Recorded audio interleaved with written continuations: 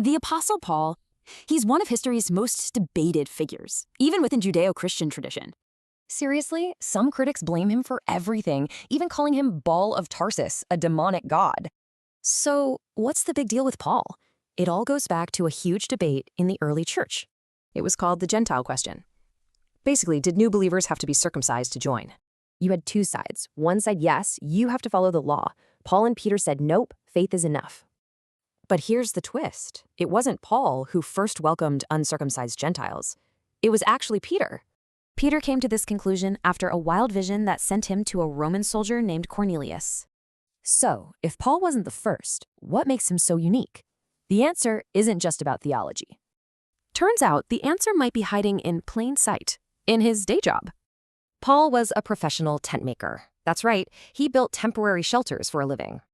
And this connects perfectly to a specific Jewish feast, Sukkot, the Feast of Tabernacles. So get this. Maybe Paul wasn't just building physical tents. He was building a spiritual one.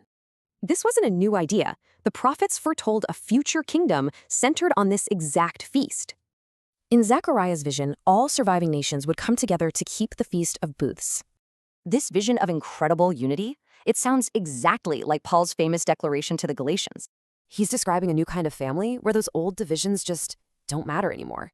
This whole idea is captured in a really neat theological concept, the already and the not yet. It means the kingdom is spiritually here now, in our hearts, but the full physical version is yet to come. And the feast itself perfectly mirrors this tension. 7 days in a temporary tent, looking to day 8. Okay, so what does this ancient vision have to do with us, right here, right now? Well, the source material proposes a really practical application, an ethos called tents before temples. It's about starting simple, building skills, and cultivating community, actually doing it. This whole practice builds resilience and generosity. It helps us prepare for whatever the future holds. Which leaves us with a final question. If we learn to live in tents, can we transform disaster into opportunity?